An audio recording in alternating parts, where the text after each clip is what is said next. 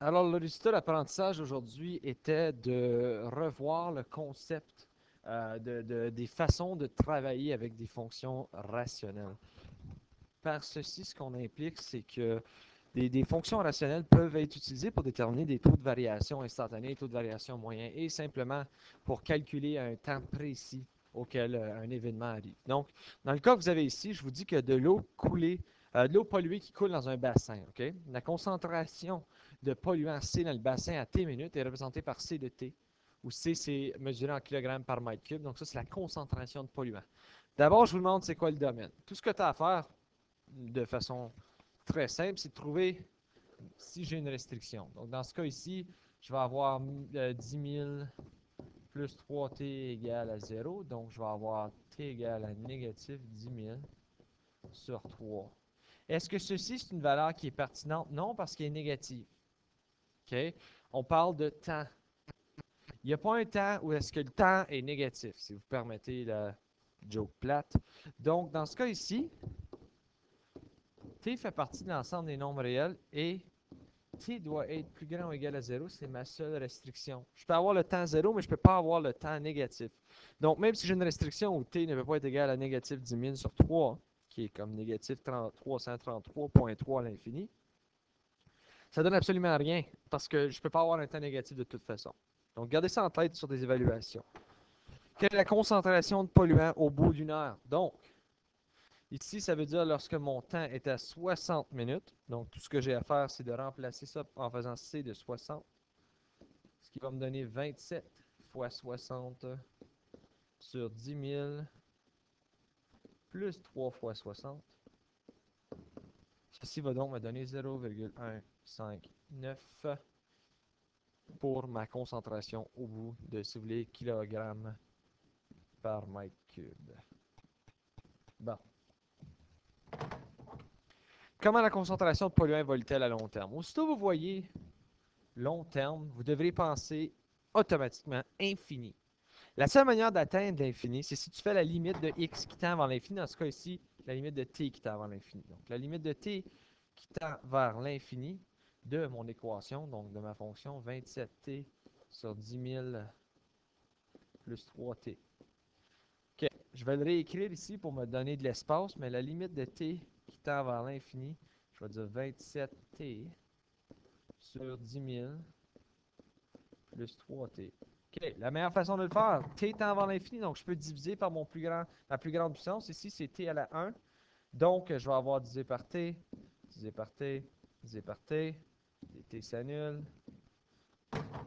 Ceci me donne la limite de t qui tend vers l'infini de 27 divisé par 10 000 sur t plus 3.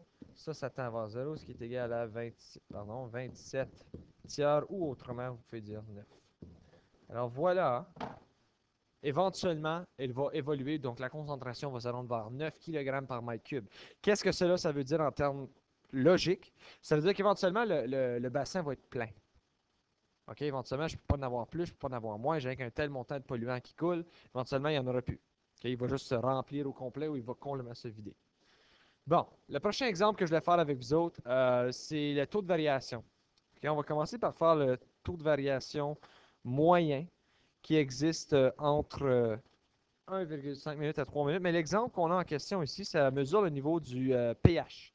OK? Donc, le niveau d'acide dans ta bouche. Essentiellement, lorsque tu viens de manger quelque chose, le niveau d'acide augmente. OK?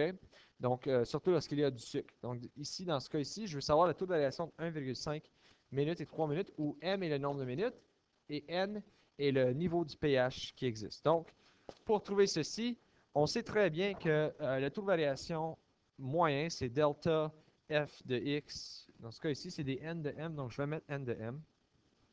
Delta n de m sur delta m, ce qui va être égal à n de m2 moins n de m1, tout ça divisé par m2 moins m1. Dans ce cas ici, je sais déjà que m2 va être égal à 3 minutes et m1 va être égal à 1,5 minutes. Alors maintenant, ayons super beaucoup de plaisir, puis commençons à calculer. N de 1,5, ça va être égal à moins 20,4 fois 1,5, tout ça divisé par 1,5 au carré, plus 36, tout ça plus 6,5, ce qui va me donner 5,7. Et ensuite, je vais faire le n de 3, qui va me donner moins 20,4 fois 3 divisé par 3 au carré, plus 36, et tout ça plus 6,5, ce qui me donne ensuite 5,14. Pour trouver mon taux de variation, je dois faire cette formule ici. Donc, delta n de m sur m va être égal à 5,14 moins 5,7 divisé par 3 moins 1,5. Ceci va te donner environ négatif 0,375. Voilà. Et dernièrement, pour le taux de variation instantané, je sais que dans le cours fonction polynôme ou dans l'unité des fonctions polynômes, on vérifiait une tendance dans notre tableau. Ce que je vais vous demander de faire dans le cours, puisque c'est très, très, très pénible et long de faire les calculs pour une fonction rationnelle, tout ce que je vais vous demander, c'est de premièrement m'indiquer que c'est la limite de x2, ou dans ce cas ici, m2,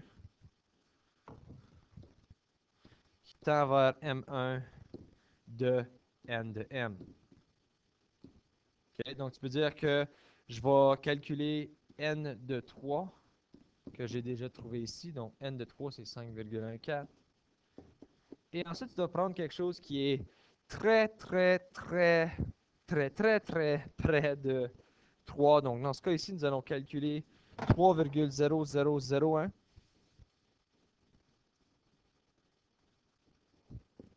Ce qui nous donnera ensuite, si vous le calculez, 5,13999.